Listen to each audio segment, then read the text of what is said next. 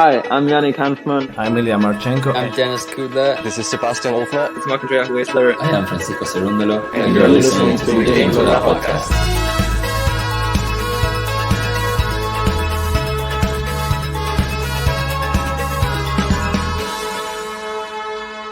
Hopefully you enjoy it. Hopefully. Hey, welcome back, tennis fans.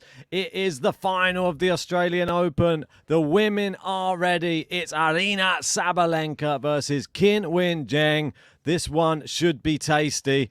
JG, are you ready for some final action? Yes, it should be a very good final. We have the best player at the moment in Aryna Sabalenka. She's proven the doubters wrong. She's shown that she's in better form than Coco Gauff after smacking her up, really, in the semi-final.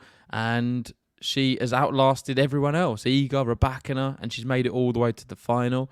And then on the other side, we've had Qinwen Zheng, who's not really had to play many players of note. She's had a very lucky draw, you can say, to get all the way to the final, but still had to beat everyone who's in front of her, and that's the only thing you really can do.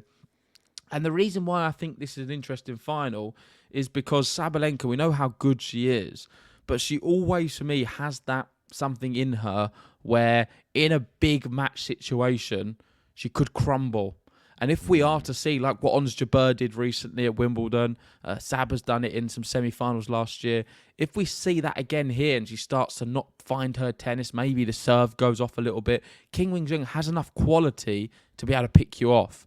And she's had a nice draw so far, but she is a player, a young player, who me and you are very fond of. We've both got her inside our top 10, so we clearly do rate her. I think I've got her finishing 7th in the world.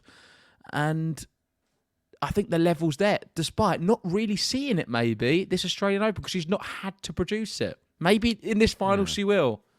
Yeah, maybe she will. I mean, it's definitely the stars have aligned for Qinwen Zheng up in that top half of the draw. No Iga, no Rybakina to have to go past, and just sort of fighting her way past a few lower-ranked players, let's say, as shown in this tweet. And her run to the final has consisted of number 76, number 54, number 94, 95, and 75. And as it say there, 93 as well. I mean, this is, well, nobody inside the top 50, which is pretty crazy to get to a Grand Slam final without playing anyone inside there. Do you not think? Yeah, I was reading here. So we've got Opta Race saying she's only the second player in the Open era to defeat 6 unseeded opponents en route to a women's single final at the Australian Open after Sanchez Vicario 1995. So that is only the second for unseeded opponents. You could probably go a little bit further and say they're not just unseeded opponents, they're all, if you bring back the list, players who are very beatable. I'm trying to put it nicely, but you've got, what's it there? Where does it start? 93, 75, 95, 94, 54. If you look at the names, I don't know if you've got them to hand. I mean, I can bring them up if you want to go through them. I just feel like I think it's important to speak about this first. The reason being, I don't want to take anything away from what Zheng's had to do. And I don't want anyone in the comments to suggest I'm doing that, because I like I've said, I do have her in 7th in the rankings. I think she's brilliant.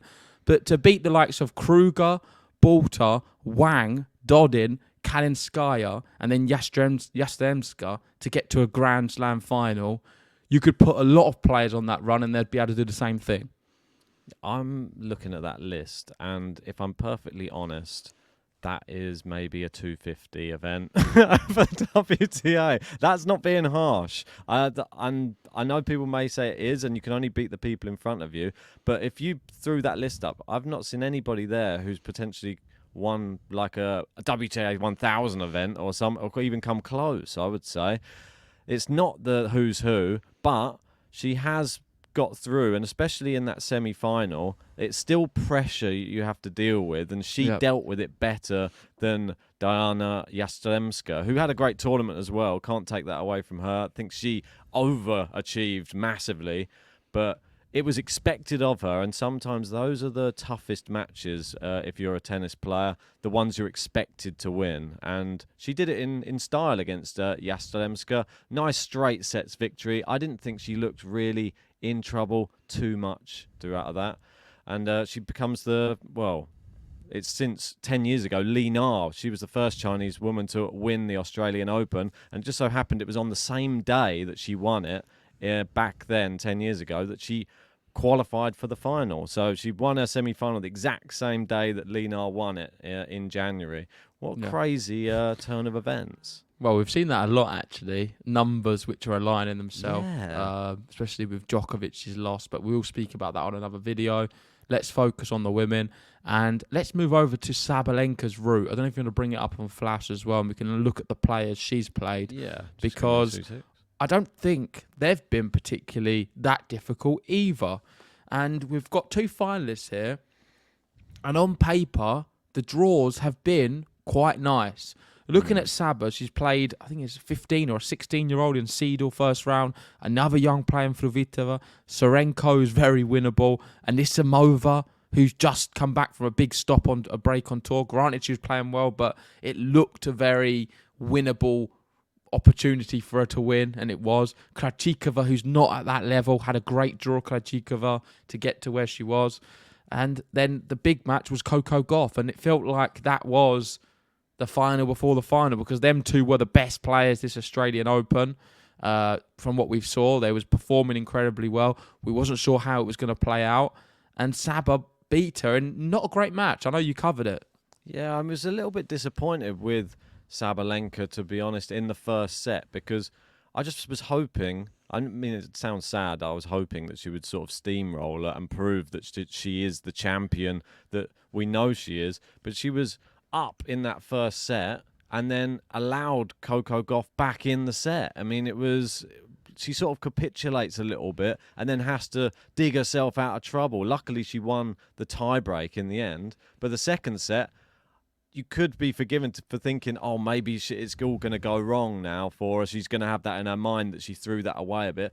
She shored things up, and like that second set was pretty rapid. There was, I think, 5 games to love in a row in a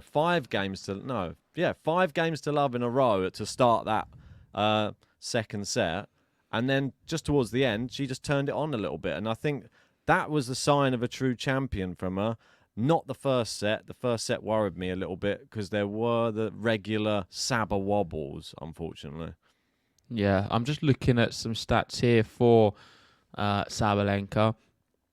And it reads here, the 25-year-old is on an 18-match winning streak against anyone not inside the top 10, although she's about to meet a player who will join that group on Monday. So Sabalenka is extremely good in beating players outside the top 10, and she's had to face that whole route, players outside it by some distance.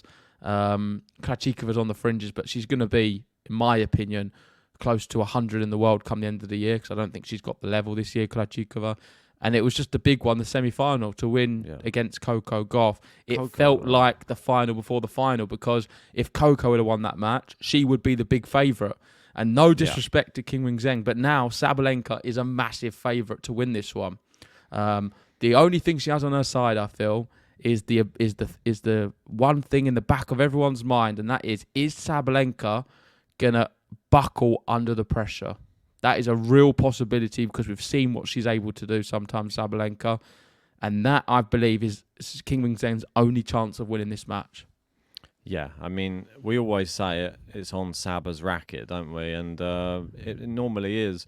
She was helped out by Coco Gauff in the semi-final. I mean, 8 double faults from Coco Gauff I thought was just something so unlike her. She's got one of the best serves on the women's tour, and Saba still sort of struggled through that first set against her. Qinwen Zheng's she served the most aces in the women's... it's impressive, actually. Yeah, in the women's tournament. So that could be a factor in this final. I'm actually super excited for this one as well because of Azarenka. Obviously, we know that she's a 2-time champion in Australia. And this is a very interesting tweet that you sent me saying about her replicating Azarenka's results at major events 11 years later. Do you want to take us through that? Yeah, and it is remarkable, really, how numbers do align so much. You've got the comparison between Azarenka and Sabalenka, and you've got 2011. They both got to the year-end final. 2012 Australian Open, they both won it. Well, 2012 for Azarenka, 2023 for Saba. And it just seems to be, I'm not going to go through it all, but you can read it on the screen. The most recent one is here, 2013 Australian Open win, Azarenka. So this means Sabalenka 2024, she's in the final. Is she going to win it? It seems like it based off these numbers. Oh, well, now all I'm going to do is go and have a look down Azarenka's form from 11 years ago, and I was going to pick what Sabalenka's going to do for the rest of the year. This is obvious now, and I'll look for next year as well, because if it's following that uniform. I wonder if 11 is going to be a significant number in Sabalenka's career as well. I wouldn't be surprised if we see her finish with 11 Grand Slams. That would be very interesting if it does become a number which... 11. I think Sabalenka's going to finish with 11 Grand Slams. 11 Australian Opens? Don't think so. Only wins the Australian Open every year. I'm sure she'd be still happy with that.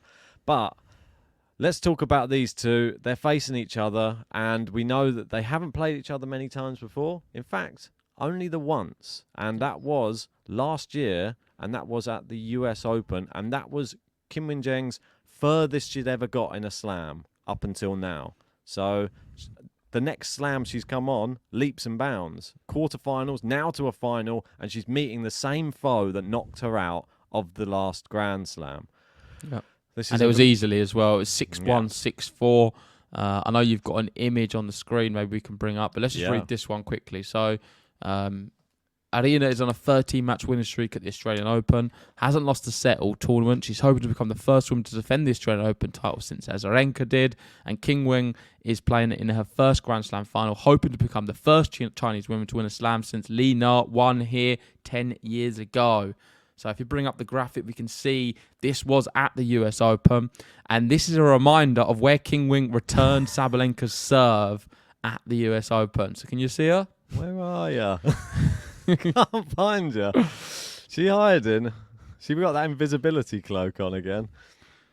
Yeah, it's insane. I mean, is she gonna tactically go for the same thing again?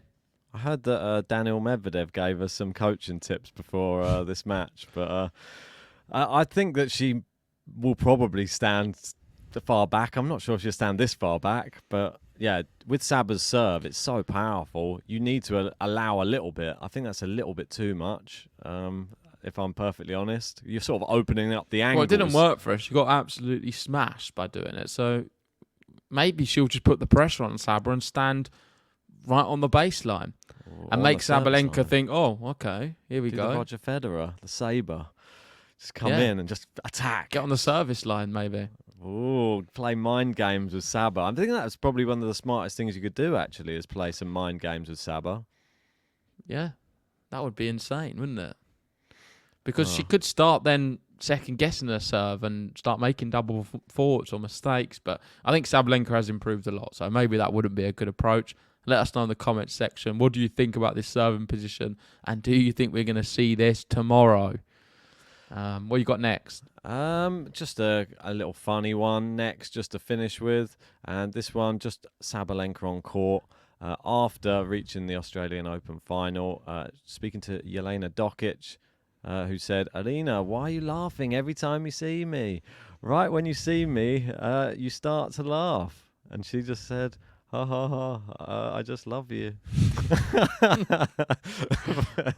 I do think it is strange that every time she does see her, that she just starts like bursting into laughter. It's not like you can't get a regular interview out of these two. It's I think they're just obviously good friends, and just it's nice to see. Like Sabalenka, as much as people want to try and put her down, I think she's got a really good personality and a really good like mentality off court about how she handles other players, the media, and I think she doesn't take herself too seriously, and I really like that about her. Yeah. No, I totally agree. Very likeable character, I find, and someone I'm interested to listen to what she has to say. Let's get into the predictions. Yeah. And Do you want to go first or second? I mean, I did quite well on the men's semi, so... Oh, no, don't remind me. I'm still licking my wounds from that one. I'll let you go first. Go Okay, on. I'll go first. I personally think I'm going to stick to my guns. I came into the tournament predicting Sabalenka would win the tournament, mainly based off of her good draw that she had. I mean, Qinwen Zheng, I didn't have get into the final. I think Sabalenka will get it done, and I think it will be 2 sets, but 2 closer sets. I think we're going to see maybe 6-3, 6-3. Okay, interesting. Sadly, I agree with you pretty much exactly what you said. I feel the way Sabalenka would lose this match is if she is to capitulate, and I don't think she's going to. And I believe that Sabalenka's also going to win this match in straight sets. The difference is, if she is to win in straight sets, they always are pretty convincing. So I'm thinking we're going to get, in terms of score, a 6-1, 6-3. I think the first one's going to be a little bit more dominant than what you're expecting, and Qinwen Zheng's going to be a bit rattled being in her first slam final. It's going to be a lot for her to take in. She's carrying a lot of pressure on her shoulders. I know a lot of people can say going into your first slam, there's not really the pressure there, but I think sometimes it's more because it's your first one. No one's expecting her to win, but it is tough being your first one. So I think she's going to take a set to adjust and then play some better tennis in the second, but it'll be too late, and Saba will have that cushion of the first set and be cruising. So I'm also going for Sabalenka to win in straight sets. Awesome. There you go. Let us know your predictions in the comments section below, and make sure to follow us on Apple Podcasts, Spotify. Give us a 5-star review and leave us a comment on there as well. We read all of them. JG especially reads them all these days, because there's a lot of naysayers out there who don't like his predictions, and he seems to be proving everybody wrong this Australian Open. Not always, but sometimes. Thank you for all the comments. Thanks for watching, and we'll see you very soon.